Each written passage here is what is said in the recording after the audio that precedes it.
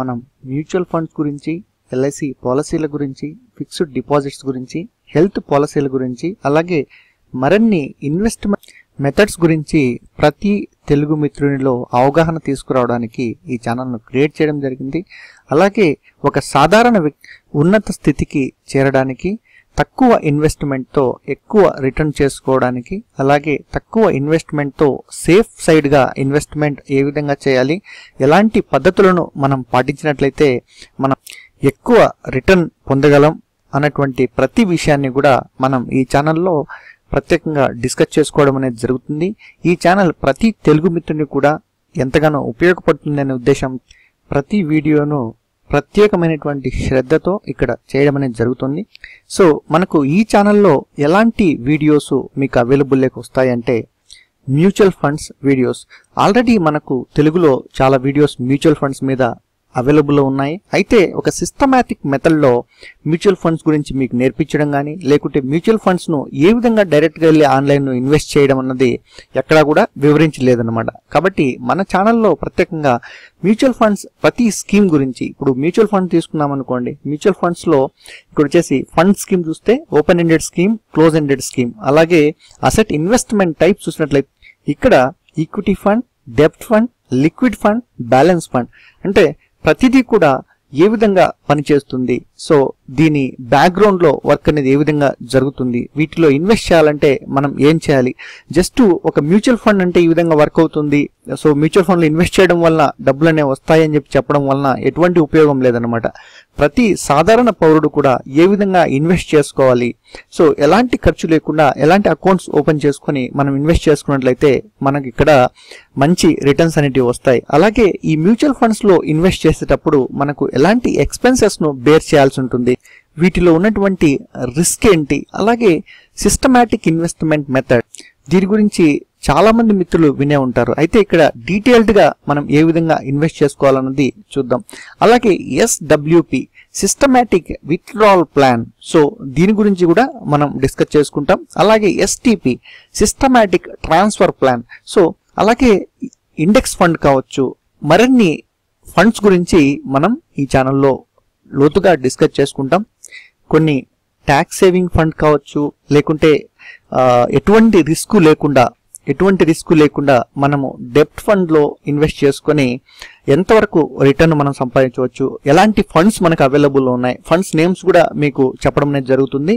So ఆ names తీసుకొని మీరు డైరెక్ట్గా ఇన్వెస్ట్ చేసుకోవచ్చు, లేకుంటే పాస్ట్ పర్ఫార్మెన్స్ కూడా మీరు అనలైజ్ చేసుకొని మీరు ఇన్వెస్ట్ చేసుకోవడానికి ఇక్కడ ప్రతి వీడియో అన్నది మీకు ఇంప్లిమెంట్ చేయడం అనేది జరుగుతుంది. అలాగే LIC పాలసీల గురించి, సో చాలా మంది మిత్రులు LIC పాలసీస్ తీసుకోవడం లేదు. సో మనం ఇండియాలో చూసినట్లయితే మనకు 6 to 7% మాత్రమే మిత్రులకు LIC పాలసీలు ఉన్నాయి, మిగిలినటువంటి వాళ్లకు LIC పాలసీలు లేవు. LIC పాలసీలు అనేది తప్పనిసరి అన్నమాట. మనం ఇతర దేశాల్లో చూసినట్లయితే ఎక్కువ మంది జనాభా LIC పాలసీలు కలిగి ఉంటారు. సో 90 to 95% మెంబర్స్ మనకు US లో LIC పాలసీలు అనేటివి కలిగి ఉంటారనమాట. సో దీని యొక్క ప్రాముఖ్యత ఏంటి, ఎందుకు మనం LIC పాలసీలు కలిగి ఉండాలి, అలాగే ఎలాంటి పాలసీలు అవైలబుల్లో ఉన్నాయి, అలాగే చిన్న పిల్లలకు కావచ్చు, ఎడ్యుకేషన్ ప్లాన్స్ కావచ్చు, లేకుంటే పెన్షన్ ప్లాన్స్ కావచ్చు, ఇంకా గిఫ్ట్ ప్లాన్స్ కావచ్చు, సో ఇలాంటి పాలసీస్ గురించి కూడా మీకు ఇన్ఫర్మేషన్ అనేది ఇవ్వడం అనేది జరుగుతుంది. సో మీరు మీ దగ్గరలో ఉన్నటువంటి LIC ఏజెంట్ను సంప్రదించి ఆ పాలసీ తీసుకోవచ్చు. అదేవిధంగా మనకు హెల్త్ ఇన్సూరెన్స్, ప్రస్తుతం ఉన్నటువంటి ఈ రోజుల్లో మనం గమనించినట్లయితే హాస్పిటల్ ఛార్జెస్ వచ్చేసి లక్షల్లో పెరిగిపోతున్నాయి అన్నమాట. సో సాధారణ పౌరులు ఒక హాస్పిటల్కి వెళ్ళినట్లయితే, ఒక కార్పొరేట్ హాస్పిటల్కి వెళ్ళినట్లయితే లక్షల్లో ఛార్జెస్ అనేటివి చేస్తున్నారు. సో అలాంటి ఛార్జెస్ను తట్టుకొని మనం ఆరోగ్యవంతంగా ఉండాలనుకున్నా మనం ఒక పాలసీని అయితే కంపల్సరీగా తీసుకోవాలి. సో ఎందుకంటే మనకు నెక్స్ట్ ఏం జరుగుతుంది, రేపు ఏం జరుగుతుంది, ఏదైనా సరే ఒక యాక్సిడెంట్ కావచ్చు, లేకుంటే మనకి ఏదైనా సరే ఒక డిసీజ్ రావచ్చు. సో ఏదైనా జరిగినప్పుడు మనం వాటిని ఎదుర్కోవడానికి మన దగ్గర అంత ఫైనాన్షియల్ స్టామినా లేనప్పుడు కొంత అమౌంట్ను మనం హెల్త్ పాలసీకి వెచ్చించి మనం ఒక పాలసీని తీసుకున్నట్లయితే మనకు ఈ పాలసీ అనేది మన లైఫ్ను సేవ్ చేస్తుంది, మన ఫ్యామిలీ మెంబర్స్ని కూడా సేవ్ చేస్తుంది అనమాట. సో కొంతవరకు మీరు ఎక్స్పెన్స్ ఇది అని చెప్పేసి కూడా అనుకోవచ్చు. సో ఫర్ ఎగ్జాంపుల్ మనం చూసినట్టయితే ఒక్కో ఫ్యామిలీకి ఒక 15,000 వరకు కూడా ఎక్స్పెన్స్ అయ్యేదానికి అవకాశం అనేది ఉంటుందన్నమాట. అయినప్పటికీ కూడా మనం ఓవరాల్గా ఒక 4 మెంబర్స్ ఉన్నటువంటి ఒక ఫ్యామిలీలో ఓవరాల్గా 1 ఇయర్ ఎక్స్పెన్స్ చూసినట్లయితే మనకు 15,000 16,000 కన్నా అబోలో ఉంటుంది. అయితే హెల్త్ పాలసీ తీసుకున్నంత మాత్రాన మనకు అన్ని కూడా వర్తిస్తాయా? ఫర్ ఎగ్జాంపుల్ మనకు ఒక ఫీవర్ వచ్చింది, లేకుంటే ఒక తలనొప్పి వచ్చింది, సో ఇలాంటి చిన్న చిన్న జబ్బులు కూడా ఇవి వర్తిస్తాయా అన్నది కూడా మనం ఇక్కడ తెలుసుకోవాలన్నమాట.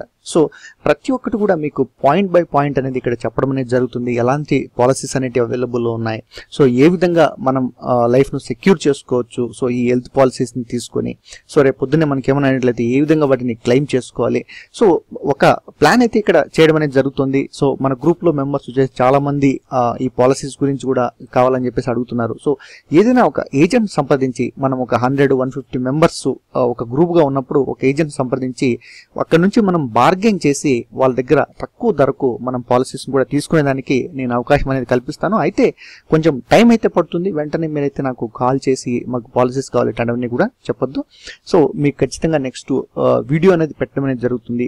సో ఎట్లాంటి పాలసీస్ తీసుకోవాలి, ఇప్పుడు వచ్చేసి టాటా కావచ్చు, లేకుంటే స్టార్ పాలసీ కావచ్చు, సో ఇలాంటి చాలా పాలసీస్ అనేటివి మనకు అవైలబుల్లో ఉన్నాయి. సో ఒక మంచి పాలసీ మనకు తక్కువ ధరలో మనకు ఎక్కువ మంది మెంబర్స్ ఎప్పుడైతే మనం గ్రూప్గా ఫామ్ అవుతామో అప్పుడు వాళ్ళు కూడా తక్కువ ధరకు వాళ్ళకి ఇచ్చేదానికి అవకాశం అనేది ఉంటుంది. సో దీని గురించి కూడా మనం ఫర్దర్ మీరు ఎప్పుడైతే మన ఛానల్ సబ్స్క్రైబ్ చేసుకొని కంటిన్యూ అవుతుంటారో సో ఒక 6 to 7 months మీకు ఖచ్చితంగా నెక్స్ట్ అప్డేట్ అనేది ఇవ్వడం జరుగుతుంది. ఆ తర్వాత సో ఎలాంటి పాలసీ తీసుకోవాలి, అలాగే ఆ పాలసీ టర్మ్స్ అండ్ కండిషన్స్ కావచ్చు, ఎలాంటి వాటికి ఇది వర్తిస్తుంది, ఎలాంటి వాటికి వర్తించదు, ఏ ఏజ్ గ్రూప్ వాళ్ళకి ఎంత కాస్ట్ అవుతుంది, ఈ మొత్తం ఇన్ఫర్మేషన్ కూడా నేను కన్సాలిడేట్ చేసి మీ ముందు ప్రజెంట్ చేయడం అనేది జరుగుతుంది. సో ఈ విధంగా మనం ముందుకెళ్దాం. అదేవిధంగా ఫిక్స్డ్ డిపాజిట్లు, సో ఫిక్స్డ్ డిపాజిట్లు కొంతవరకు మనకు ట్యాక్స్ సేవింగ్ డిపాజిట్లు కావచ్చు, లేకుంటే మీరు రిటైర్డ్ పీపుల్ అనుకోండి, సో ఫిక్స్డ్ డిపాజిట్ మీరు బ్యాంకులో పెట్టినట్లయితే మీకు కొంతవరకు ఇన్వెస్ట్మెంట్ నుంచి ఆ ఫిక్స్డ్ డిపాజిట్ ఇన్వెస్ట్మెంట్ నుంచి మీకు మంత్లీ రిటర్న్ రావడం, సో ఎంత పర్సెంట్ వరకు మీకు రిటర్న్ కావచ్చు, అలాగే సీనియర్ సిటిజన్స్కు, అలాగే చిన్నపిల్లలకి, ఇంకా కొంత ఎడ్యుకేషన్ ప్లాన్ కావచ్చు. సో ఫిక్స్డ్ డిపాజిట్ రూపంలో ఒక 10 to 20 lakhs మీ అబ్బాయి పేరుతో కానీ అమ్మాయి పేరుతో కానీ ఒక బ్యాంకులో వేసినట్లయితే వాళ్ళు ఇచ్చేటువంటి మంత్లీ ఇచ్చేటువంటి ఇన్కమ్తో మనం ఏ విధంగా ఆ అబ్బాయికి అమ్మాయికి చదువు చెప్పించుకోవచ్చు. సో ఈ విధమైనటువంటి ప్రతి ప్లాన్ కూడా మీకు డీటెయిల్డ్గా నేను ప్రజెంటేషన్ అనేది చేస్తాను. సో ఎవరికైతే నచ్చుతుందో అలాంటి వాళ్ళు ఫాలో కావచ్చు. అలాగే వీటిని ఫాలో అయ్యే ముందుగా మీరు కూడా ఒకసారి డీప్గా అనలైజ్ చేసుకొని ఫైనాన్షియల్ కన్సల్టెంట్ను కన్సల్ట్ అయ్యేసి మీరు ఈ డెసిషన్స్ అనేటివి తీసుకోవచ్చు. అదేవిధంగా ట్యాక్స్ సేవింగ్ అనమాట. సో ప్రస్తుతం ఉన్నటువంటి రోజుల్లో మనం వచ్చేసి ట్యాక్స్ సేవింగ్ కూడా మనకు చాలా ఇంపార్టెంట్. సో గవర్నమెంట్కు మనం ట్యాక్స్ అయితే కంపల్సరీగా పే చేయాలి.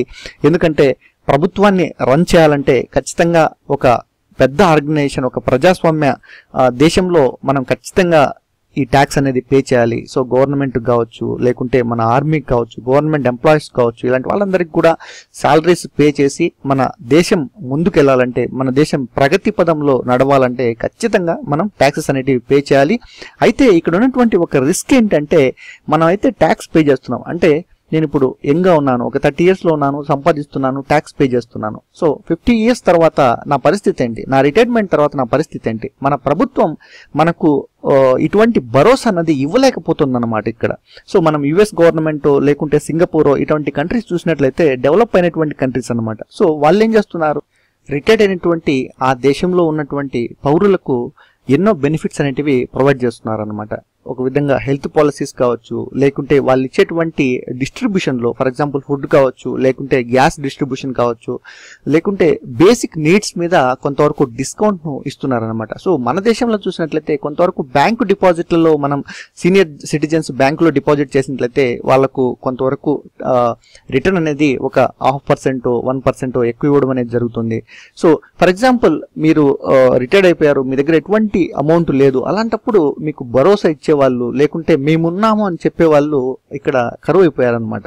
సో అలాంటి పరిస్థితుల్లో మనం ఖచ్చితంగా ట్యాక్స్ను కొంతవరకు సేవ్ చేసుకోవాలి. ఎందుకంటే ఇక్కడ ఈ సిస్టంలో మనకు ట్యాక్స్ అనేది చాలా తక్కువగా పే చేసే వాళ్ళు ఉన్నారు మన కంట్రీలో. దాంతోపాటుగా ట్యాక్స్ పే చేసేటువంటి వాళ్ళు దోపిడీకి గురవుతున్నారు అనమాట. సో ఫర్ ఎగ్జాంపుల్ మీరు ఒక సిస్టమేటిక్ ఎంప్లాయీ, మీరు ఒక ట్యాక్స్ పే చేస్తున్నారు 30% లేకుంటే 20% స్లాబ్లో మీరు ఉన్నారనుకుంటే మీరు పొరపాటు పడాల్సిందే. సో బయటికి వెళ్ళారు, పెట్రోల్ బై చేశారు, అక్కడ 50% ట్యాక్స్ పే చేస్తున్నారు, లేకుంటే షాప్కి వెళ్ళారు, కిరాణా కొట్టుకు వెళ్ళారు, అక్కడ వచ్చేసి బై చేస్తున్నారు ఏదైనా సరే ప్రోడక్ట్, అక్కడ మీరు జిఎస్టీ పే చేస్తున్నారు. సో ఇన్ని విధాలుగా ప్రభుత్వానికి మనం ట్యాక్స్ పే చేస్తున్నాం. ఎందుకంటే ప్రభుత్వం అనేది నడవాలి కాబట్టి, ఖచ్చితంగా వాళ్ళకు కూడా మరో సోర్స్ లేదు కాబట్టి వాళ్ళు అన్నింటి మీద కూడా ట్యాక్స్ అనేది ఇంప్లిమెంట్ చేస్తున్నారు. మేబీ ఒక 30 to 40 years తర్వాత మన సిస్టమ్ మరింత స్ట్రాంగ్ గా డెవలప్ అవుతుందని, సో అలాగే ఈ ట్యాక్స్ పే చేసినటువంటి వాళ్ళకి కొంతవరకు బెనిఫిట్స్ కూడా ఇచ్చేదానికి అవకాశం అనేది ఉంటుందని చెప్పేసి కూడా భావిద్దాం. ప్రస్తుతమైనటువంటి రోజుల్లో ఈ కరప్షన్ సిస్టంలో సో ఎంతో మంది తినిపోతున్నారు మనం కట్టినటువంటి ఈ ట్యాక్స్లను. దాంతోపాటుగా మనం కూడా కొంతవరకు ఈ ట్యాక్స్ను కొంత ఆదా చేసుకొని మనం ఎక్కడైనా సరే దాచుకున్నట్లయితే మన ఫ్యూచర్స్కు, లేకుంటే మనం రిటైర్డ్ అయిన తర్వాత మనకు ఒక భరోసా అన్నది ఖచ్చితంగా ఉంటుందని చెప్పుకోవచ్చు అనమాట. సో దాని గురించి కూడా మనం డీటెయిల్గా ఇక్కడ డిస్కస్ చేద్దాం.